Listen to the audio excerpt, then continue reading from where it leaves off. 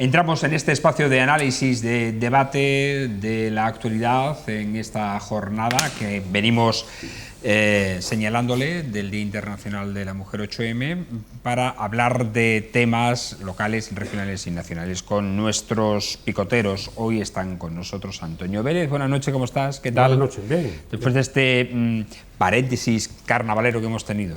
Pues sí, esperando más lluvia y esperando un clima más propicio, más acorde con nuestros momentos, sobre todo el agua. El agua. Pero que caiga bien, que no acaba. Que caiga bien. No cae del todo. Que no se llenen los embalses, porque si no, no va a haber, no ya para lo que yo creo que no se debe regar con lo de la cuenca, que es el arroz, que ya está bien, que es una barbaridad, un exceso de agua. Pero es que va a haber problemas serios si no llueve para mantener los espacios regables y los potenciales que puede haber en el futuro, visto la guerra de Ucrania, que quizás nos vamos a tener que acostumbrar, no muy a largo plazo, volver al cereal. A ver el cereal entre las encinas, y no pasa nada. Y no pasa nada, porque hay que buscar la autosuficiencia alimentaria y sobre todo los juegos que nos permitan a esta Europa nuestra, en la que España es un apéndice muy importante, de casi 500.000 kilómetros, con más de 500.000 kilómetros cuadrados con Portugal, casi 600.000, de la aportación agraria, de productos agrarios típicos, sobre todo cereales, en la parte antigua, antigua de los cultivos antiguos. Vale. Domingo Hidalgo, ¿cómo estás? Buenas noches, bienvenido. ¿Qué tal? Bien, pues muy bien, muy bien. Aquí ya las verdades empiezan a salir poquito a poco, porque en este régimen que tenemos, que está llamando a la puerta de Venezuela, el primero que está llamando son el gobierno de la nación. Ahora acaban de colocar a Cándido Conde Pumpido en el tribunal, creo que se llama constitucional, perdón, porque se me hubiera ocurrido, Tribunal Constitucional, perdón. Bueno, y con una buena noticia, como por ejemplo se ha roto ya la unanimidad del nuevo orden masónico, mundial, y la Agenda 2030 con la desidia, el abuso, la ruptura del equilibrio social y del avance social que supone quitar los coches que nosotros tres, por ejemplo, tenemos, y cualquier españolito o europeo, pues le vale para tener libertad de circulación. Y menos mal que ya el coche eléctrico empieza a ponerse en duda, empieza a ponérsele traba por parte de nada más y nada menos que la propia Alemania.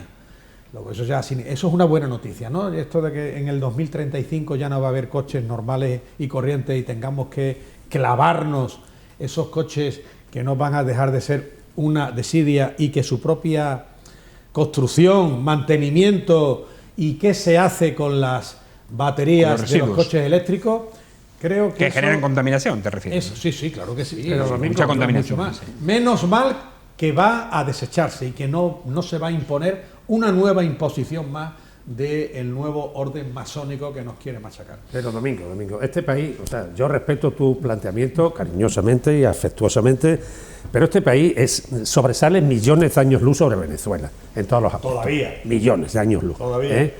Pero complemento lo que tú puedes pensar estrambótico en algunos comportamientos, algunos para mí resultan todavía más estrambóticos en otro sector. ¿Cómo se pueden entender Ramón Tamames y Vox? Inconcebibles para una moción de censura. Ahora hablamos de ello, Antonio, ahora hablamos de ello. Vale. Pero eso sí que es estrambótico. Eso lo que acredita, lo tenemos en el guión. Pero eso lo que acredita es simple y llanamente que Ramón Tamames no es de Vox. Si lo único que está haciendo Vox es que hay una voz que nada tiene que ver con Vox, que en este caso no es ni nada más ni nada menos que Ramón Tamames, que está diciendo que este gobierno socialcomunista nos está llevando simple y llanamente al desastre material, económico, moral y personal. Como sociedad nos está llevando al carajo. Y esto no lo está diciendo Vox, que también lo dice, lo está diciendo el PP, Ciudadanos, y lo está diciendo alguien que no es de Vox. Es más, podrá ser hasta contrario a Vox en muchas cosas, que es Ramón Tamames, que creo que algo tiene que decir sobre la historia de esta nación. Bueno, ahora hablamos después de eso, pero antes vamos a quedarnos en la actualidad local. Antonio, vamos a ser estrambótico. No me deshagáis el guión, que después no nos da tiempo a hablar de todos los contenidos que queremos y temas que queremos abordar. A licitación, la conversión del mercado de Calatrava como Museo de Historia y Arqueología de la ciudad por 3 millones de euros, gracias a la financiación del Gobierno central, del Gobierno de España, con cargo al mecanismo de recuperación y resiliencia, que es como se llama, 3 millones de euros de inversión en este mercado de Calatrava para ser el museo que ha de contar, en teoría, la historia de 2000 años de una ciudad. Antonio, ¿cómo lo ves? Hombre, yo con ese espacio y en el lugar que está, y en ese maravilloso Neomudéjar, que es ese viejo mercado, que perdió su comba por otras razones que no vienen al caso, me parece muy bien que se le busque una utilidad, me parece estupendo, y si hay una vía que permite hacerlo, estupendo. El ayuntamiento tiene mucha obra de arte, tiene muchísimo potencial, la historia de Mérida es muy densa y tiene desde la picota que está en la plaza del Parador hasta los cuadros hasta el Vicente López que está en el Salón de Actos, o el Eugenio Hermoso de Santo, en fin, tiene un potencial. Y en ese aspecto me parece una magnífica salida para un espacio que está perdido. Sin embargo, yo en ese aspecto, y se lo he dicho cariñosa y afectuosamente y positivamente al alcalde, el tema de arqueología yo lo diferenciaría. O sea, una cosa es un museo de historia de una ciudad y otra cosa es el museo de arqueología por una razón muy sencilla, porque el potencial arqueológico de Mérida sí es un tratamiento muy concreto y en parte lo tiene. Es decir, el Museo Nacional de Arte Romano, en el conjunto de los museos de ese tipo en España, el más poderoso es el Museo Arqueológico Nacional. El año 22 ha tenido 540.000 visitantes. El de Mérida, 240.000. Cuidado, ¿eh? Mérida tiene 60.000 habitantes. Madrid tiene, en el área metropolitana, que está encima, tiene 7 millones. Y tiene prácticamente es la mitad. El Museo Nacional de Arte Romano, que depende del Ministerio, ha tenido 240.000 visitantes. ¿Qué quiero decir con esto? Pues que hay un potencial que no tienen otras ciudades, un potencial impresionante con ese museo, 240.000 visitantes, eso es una palanca de acción turística excepcional, de acción cultural excepcional. Entonces, yo no creo que el ayuntamiento de todas las transferencias no tiene las competencias de arqueología transferidas y consecuentemente con ello tiene que cuidar su historia, pero la arqueología está cuidada en dos ámbitos. El ámbito estatal con el Museo Nacional de Arte Romano, y es donde hay que apretar, y luego las competencias de arqueología que están transferidas a la Junta de Extremadura, que es donde hay que apretar durísimamente para rescatar foros, foro municipal, foro provincial, templos, lo que sea. ¿Entendido? O sea, porque Mérida es un potencial, ya lo dijo Larra, no es que lo diga yo, pero me hago eco del sentir. He sido alcalde de una ciudad y conozco el tema perfectamente. Y sé cómo ese museo dio lugar a un juego nuevo de la ciudad, a un gran juego nuevo de la ciudad. Por lo tanto, la arqueología exige otro tratamiento. El ayuntamiento no tiene capacidad para entrar en ese nivel. Ahora sí, para hacer un gran museo de la historia y un gran museo y reordenar ahí o en otro sitio los museos que estaban antes. Por ejemplo, el Museo de Geología, que lo creó la Junta, creo que fue el año 83, con la colección Sosbaina en propiedad de don José Fernández López. Un museo que en estos momentos, desde el punto de vista de la utilidad, de la praxis minera, es importantísimo para Extremadura, que se pone en un punto sobre su gran batolito granítico de prospección, de analítica de su pasado geológico. Antonio, un apunte solamente. Sí. El Museo Nacional de Arte Romano es el tercer museo de la red de museos estatales más de visitados. España. Primero, como tú has dicho, el Museo Arqueológico Nacional. Segundo, el Museo Sorolla, 246.000 y muy cerquita. Muy cerquita del nuestro, efectivamente. De arte romano, sí. Esa es la realidad, y eso es una realidad contundente, que en mi humilde opinión, se lo he dicho a mi amigo y querido alcalde, Antonio Ríos Osuna, con todo el amor del mundo, olvídate de la arqueología. Plantéate el tema historia, plantéate todo ese conjunto tremendo que tiene Mérida, fantástico. No te olvides tampoco del Museo de Geología, que es un museo práctico, especialmente el fichero que hizo Vicente Sosbaina, por indicación de Fernández López, para buscarles minerales para sus latas de la vieja Carcesa, vamos, del matadero industrial de Mérida, nada menos, y eso es importante para la prospección futura de minerales. Hay 10.000 fichas. Es el museo de zona más importante, de zona más importante, vamos, de territorio más importante del mundo. Del mundo. A Cedo se le olvidó, desarboló el costurero, lamentablemente. Ahí hay un gran museo, hay una Sociedad Española de Cerámica y Vidrio, un congresos nacionales del Paleozoico, de un nivel excepcional. de un nivel excepcional. En consecuencia, y ahí estuvo también la colección de prehistoria, la de Gimberg, que se puede complementar hoy con la de Navascué, Emiliano Jiménez Aparicio, Juan Castro, que en paz descanse, y lo que tienen los León en el sótano de su aparcamiento a final de Cervantes. Es decir, hay un potencial tremendo, y ahí también hay un museo danzando perdido y trastocado, que es el Museo del Ferrocarril, porque si Mérida levanta cabeza a final, el último tercio del XIX, es por el ferrocarril. Si no, Mérida sería Cáparra, sería una ciudad de 3 al cuarto. Gracias al ferrocarril, Mérida voló, y ese Museo del Ferrocarril hay que buscar también un soporte, y hay que revisar esta historia. ¿Cuál es la historia? Aunque a algunos no les guste, el Silo. El Silo es el gran recipiente para otro gran museo, posiblemente de mosaico romano, porque esas grandes paredes no tienen que tener luz ni les hace falta para colgar mosaicos romanos, posiblemente tan importantes como el de Trébris o como el de Roma, porque Mérida tiene mosaicos para colgar miles y miles de metros de paredes. Entonces, vuelvo al hilo. Yo estoy encantado con la idea de recuperar ese espacio y aplaudo al alcalde, pero le digo, arqueología, déjala al margen. La arqueología hay que reordenarla insistiendo a la Junta, presionando a la Junta en sus competencias transferidas en 1986 y presionando al Estado en la relación con lo que es cuidar y mejorar ese museo que se va a ampliar y que queda un espacio por hacer, que es complementario, el de prehistoria, el visigodo, el cuartel de la Guardia Civil, que el Ayuntamiento cedió al efecto y que está pendiente y que va a ser un anexo de museo, da igual, pero va a ser un gran museo. En consecuencia, sobre ese tema, porque a Mérida le regalaron en el último momento del franquismo, cuando el bimilenario, de la mano de Cruz Martínez de Teruela, ese museo no se llamó nunca, el de Santa Clara no se llamó nunca Museo Nacional Teatro Romano, era museo arqueológico, de un edificio desamortizado. Se llamó Museo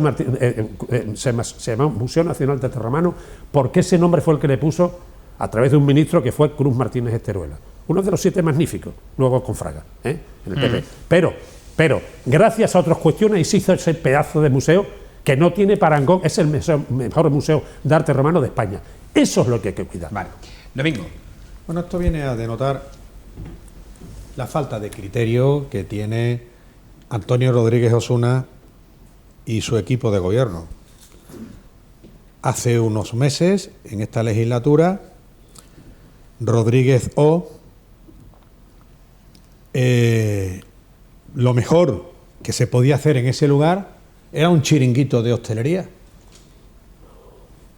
Era más hostelería todavía, de hacer a modo de plaza de abastos para poder tomar unas tapas, para poder, pues eso, un poquito más de hostelería. Como en la zona centro no hay apenas, pues otro poquito más.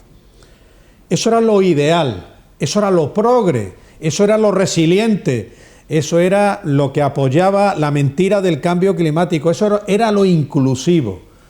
Y se hicieron las correspondientes ruedas de prensa, el correspondiente expediente administrativo, se hizo la correspondiente adjudicación, empezaron las obras, al poco tiempo, sí empezaron, que creo que sí, y al poco tiempo eso sigue siendo lo que desde hace ya más de un lustro se ha convertido el antiguo mercado de abastos.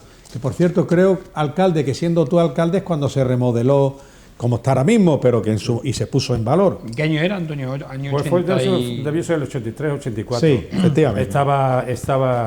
Se hizo a cuando se hizo los 2 niveles. Se hizo a través de Mercasa. Bien, nos encontramos con que en la actualidad, y gracias a la buena gestión de este equipo de gobierno de Antonio Rodríguez Osuna, a la grandísima y fenomenal gestión del Partido Socialista Obrero Español, ese mercado de Calatrava se ha convertido en un nido, en una cantera insalubre de suciedad y un nido de ratas. Ahí está. Ahí está. Ahora parece que lo inclusivo, lo que va contra la mentira del cambio climático, pues en un cambio total de criterio, lo que antes era malo ahora es bueno, lo que ahora parece ser bueno después acaba siendo malo. Entonces, dicen que van a hacer un museo. Bien, Yo me pregunto y reflexiono en alto. ¿No será más bien que esto es un anuncio electoral, ya que estamos a un par de meses de las elecciones? Y es otro caramelo en la boca. O, porque aquí nadie dice nada sobre esto. Teatro María Luisa, ¿dónde está una entrada para las personas que van en silla de ruedas a ese lugar, a ese establecimiento público, a ese teatro? ¿Por qué se ha permitido, técnicamente hablando, no poner una rampa que entre por donde entra todo el mundo, que no tenga barrera arquitectónica? ¿Por qué han tenido que abrir una puerta de al lado, como si tuvieran que entrar por la puerta de servicio las personas que van con discapacidad física o en silla de ruedas? Por la puerta de servicio. Por la gente, por donde entramos todos, no, menos por ahí. ¡Qué casualidad! Y ahí no ha caído esa sensibilidad social por parte de este equipo de gobierno. Es que es algo curiosísimo. Estamos llenos de veletas. Y además, aprovechando que el mercado de Calatrava, ex mercado de Calatrava, que reformó en su día alcalde Antonio Vélez, y que ahora se ha convertido en un nido de ratas, gracias a esta gran gestión del Partido Socialista y con nuestro gran alcalde Antonio Rodríguez Osuna, que lo ha permitido, ¿por qué no toma la decisión de dejar de permitir que la calle Félix Valverde Lillo sea un erial y parezca un desierto? Y ya que no permite que haya tráfico las 24 horas del día, por lo menos que no la convierta en una zona peligrosa durante las tardes y noches. ¿Por qué no se permite desde las 8 de la tarde a las 8 de la mañana el tráfico rodado de vehículos por allí? ¿Por qué no lo haces, Antonio Rodríguez Osuna? Se te va a agradecer y mucho. Incluso aunque tú no quieras, vas a hacer un favor a Mérida. Bueno, vamos a otro asunto que si no nos da tiempo de abordar todos los que tenemos en cartera. Ayer se aprobó a trámite la propuesta del Partido Socialista de reformar la ley del sí, solo es sí, que había publicado y había aprobado el Congreso unos meses antes a proposición de la ministra de Igualdad, Irene Montero. Esta propuesta ha sido apoyada con los votos del Partido Popular, de Ciudadanos, del PNV y de PDeCAT, la abstención de Vox, y en contra ha votado Unidas Podemos, ERC y EH Bildu, la propia ministra. ¿Puede suponer este hecho, o creéis que puede suponer este hecho, la ruptura del gobierno de coalición a esta altura, Antonio? Bueno, en primer lugar, la reforma de la ley era obligada, era necesaria, porque habían quedado lagunas ahí que están claros. De hecho, es evidente que un amplio espacio sociológico en el Congreso lo ha aprobado. Me parece bien, perfectamente asumible. Ese es el juego de la democracia. Y ese es el juego que privó en muchos momentos el encuentro en espacios transversales, en espacios amplios de la sociedad, respecto de leyes, aprobando leyes que satisfacían a ese gran espectro de centro derecha o de centro izquierda. Eso es así de sencillo, desde el punto de vista sociológico.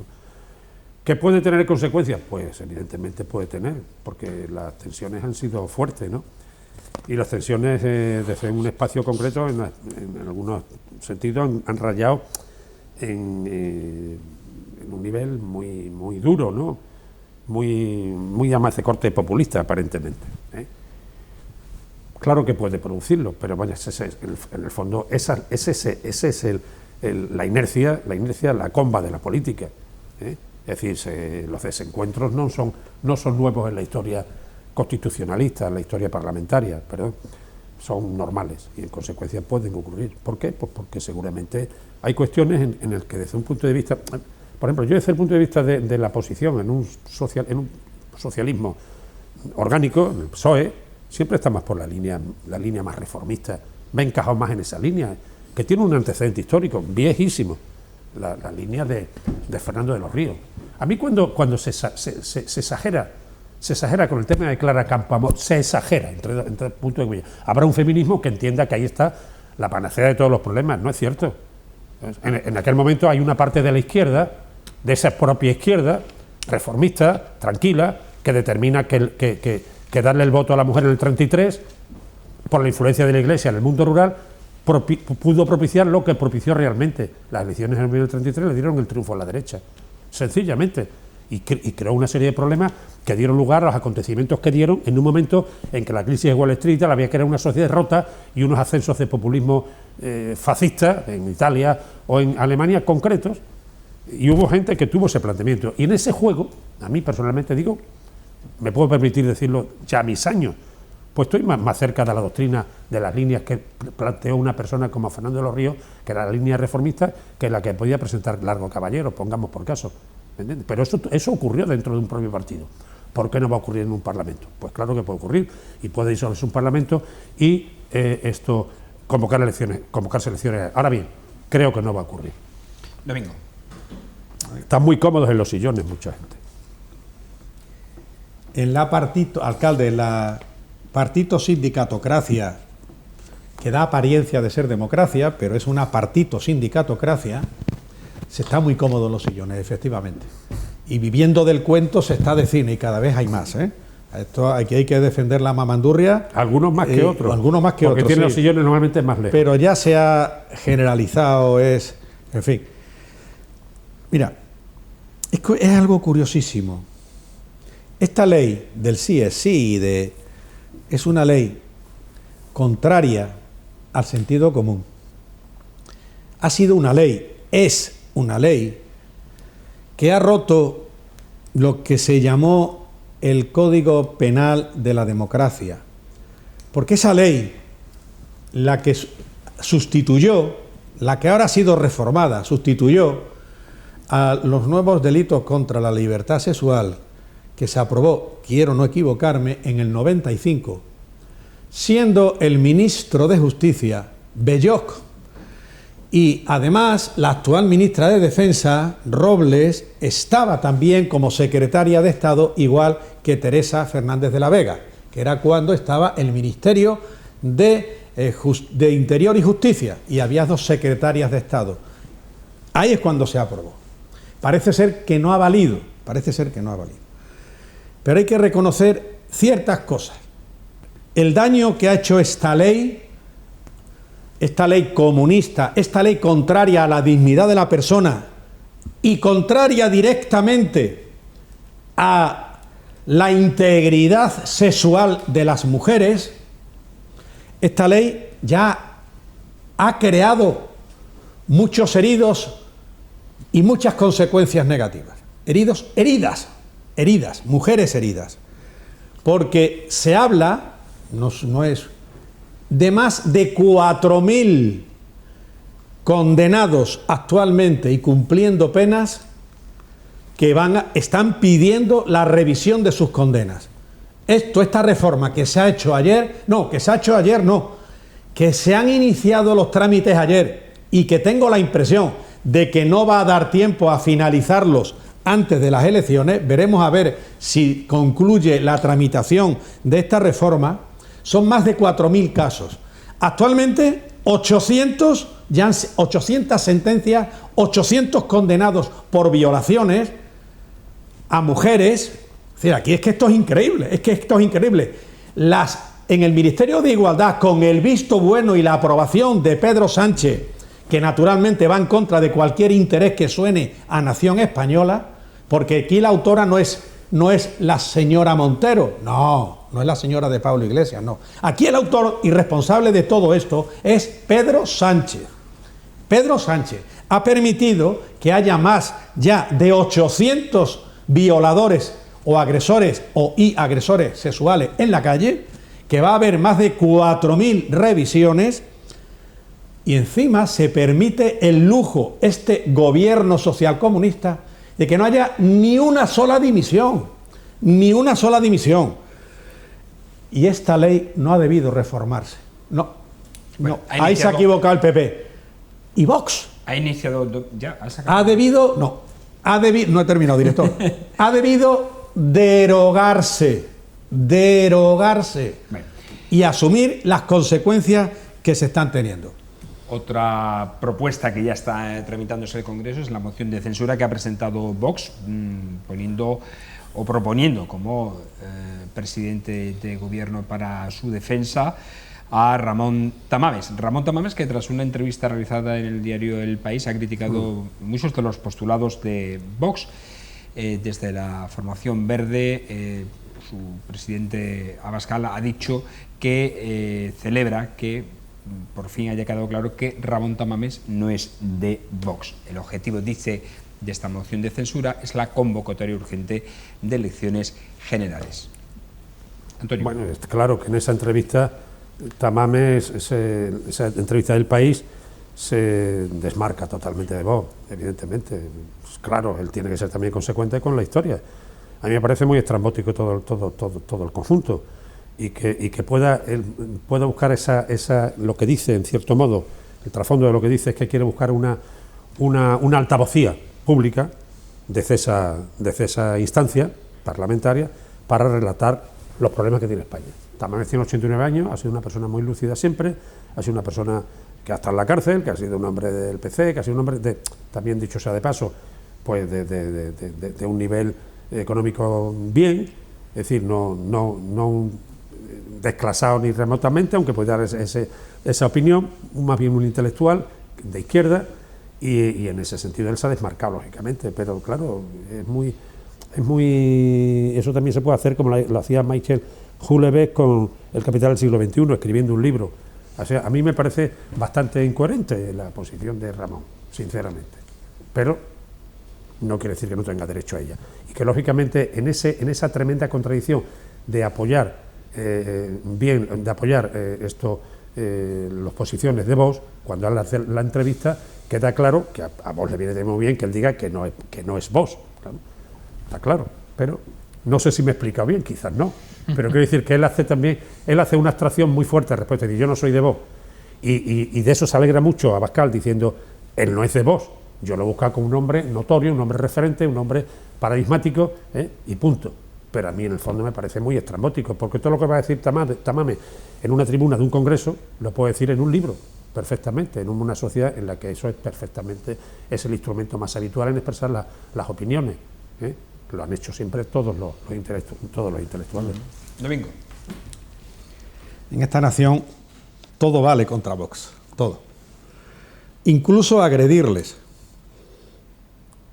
No está socialmente mal visto, se ha acreditado en campañas electorales, como han sido apedreados en Madrid, en Vallecas, en las provincias vascongadas, en la región catalana, donde se ha utilizado la violencia física contra Vox y no ha habido una contundencia en el reproche a esa violencia física, no ya verbal, y política contra Vox. Eso es muy grave. Eso es grave. Así empezaron contra los judíos en Alemania y terminaron muy mal. Cuidado, y hay que poner las cosas en su sitio. La democracia es respetar las ideas. Y a Vox no se le está respetando. Haga lo que haga, diga lo que diga Vox, los medios de comunicación que entienden muy bien de arrendamientos, siempre va a estar mal. Y vamos a concretar en lo que es la moción de censura. Es evidente, es una evidencia, que Vox ha presentado como candidato a la presidencia del gobierno a alguien que ni es de Vox, ni se espera que sea de Vox, porque es, vamos a llamarle, un comunista reciclado, que iba al gobierno que tenía preparado el general Armada en el golpe de Estado del 23 de febrero, igual que iba Felipe González a ese gobierno, igual que iba Ramón Tamames. Es que hay que hablar un poquito de historia, 23 de febrero de 1981.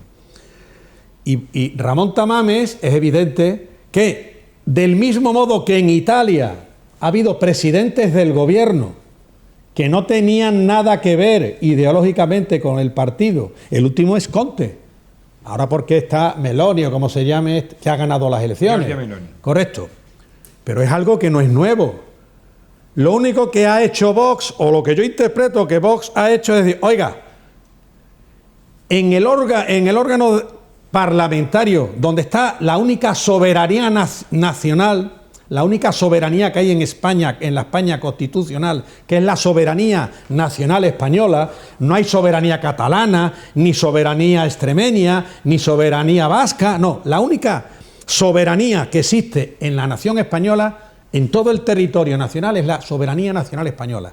Y en el Parlamento Nacional, igual que ocurre en los ayuntamientos y en los parlamentos autonómicos, hay una serie de armas legales o estrategias legales que están reguladas en los propios reglamentos, como puede ser preguntas al gobierno, interpelaciones, mociones, proposiciones de ley, ruegos, preguntas, de todo. Y también hay algo que se llama moción de censura. Fijémonos si hay algo que se llama moción de censura, que el presidente legal que tenemos, Pedro Sánchez, que llama a la puerta continuamente al comunismo y va de la mano del comunismo y le encantaría implantar aquí una Venezuela 2, llegó a ser presidente del gobierno por mor y en méritos a una moción de censura.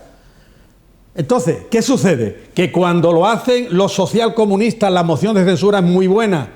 Y cuando lo hacen alguien, un partido que ha demostrado y ha acreditado que defiende la Constitución española y los valores occidentales en esta nación, está mal hecho.